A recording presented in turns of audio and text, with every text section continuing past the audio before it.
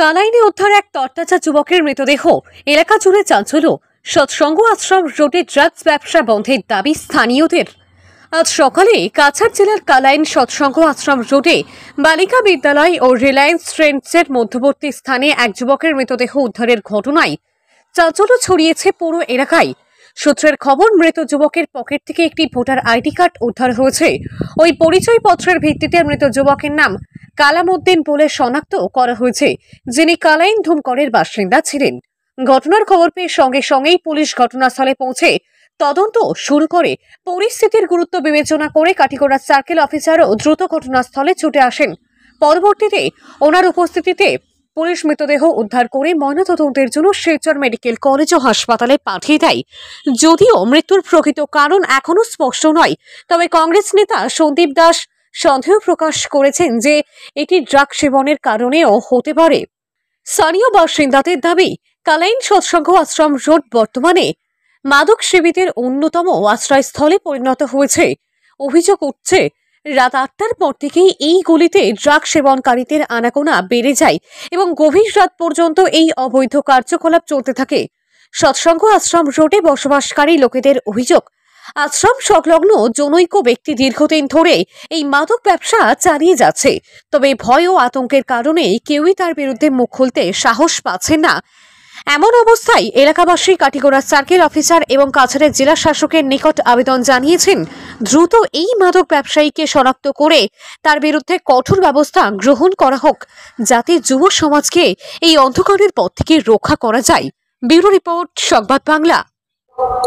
আজকে 10টার সময় কেন সকাল 10টার সময় ট্রেন্ডসের পিছনে এবং বালিকা স্কুলের একবারে ওয়ালের সঙ্গে লাগাই প্লাস অনুকূল ঠাকুরের মন্দিরের কাছে মলদেবের দোকানের সামনে একটা ডেড বডি পাওয়া গেছে।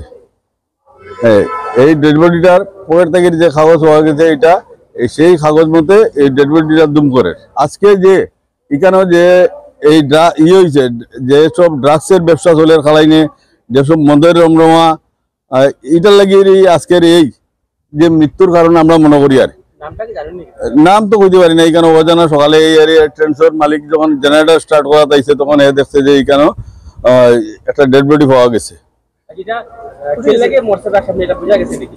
এটা তো কিছু আমরা কইতে পারতাম না, কারণ এটা অনুমান যেটা এটা যে ড্রাগসের যে ব্যবসা খালাই না, ড্রাগসের যে রমরমা, আপনারা সকালে বুরবেলা আইবা দেখবা এই এরিয়া সমস্ত খালাইন তিমেতার থেকে আরম্ভ করি এরিয়া খালাইন হায়ার সেকেন্ডারি স্কুল পর্যন্ত ছোট ছোট গাড়ি আয় এবং মোটরসাইকেল চলে, ওইগুলাতেই ড্রাগস পেডলার ঘোরাফেরা করে। পুলিশের সবকিছু জানা, বারবার সাধারণ মানুষে অভিযোগ জানাইছেন, কিন্তু প্রশাসন কোনো ধরনের ব্যবস্থা নেয় না। তো ব্যাপারটা হয়েছে কি এরিয়া টোটাল খাটিগড়ায় এরকম একটা বিশৃঙ্খল পরিস্থিতি আজকে খাড়া হয়েছে। এটা পুলিশ প্রশাসন নির্লিপ্ত, পুলিশ প্রশাসনের কোনো ধরনের অ্যাক্টিভিটিস না থাকার কারণেই এইসব ঘটনা ঘটে। আপনি 2 দিন আগে জানবা ওইখানে সুন্দরবনে একটা বাড়িতে ডাকাতি হয়েছে। আজ পর্যন্ত এখন পর্যন্ত কোনো ধরনের আসামি ধরা হয়েছে না। এখানে গোলাগুলি হয়েছে, একটা ছেলে এখনো মেডিকেল কলেজ আছে। 8 মাস আগে এখান থেকে 200 কিলোমিটার আগে প্রিয়াজি ট্রেডার্সের সামনে প্রিয়াজি ট্রেডার্সের বাড়িতে ডাকাতি হয়েছে।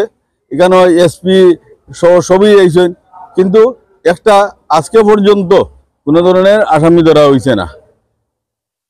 আপনি দেখবা যদি NH6 এর অবস্থা দেখেন, যানজট সমস্যা, সম্পূর্ণ পুলিশ প্রশাসন নির্লিপ্ত। এই সরকারের আমলে এই মানুষ যেসব অরাজক পরিস্থিতি আছে, এটা আমি তীব্র ধিক্কার জানাই। আর এই পরিস্থিতিতে ক্যারিয়ারে ওরাই হওয়ার প্রয়োজন আছে।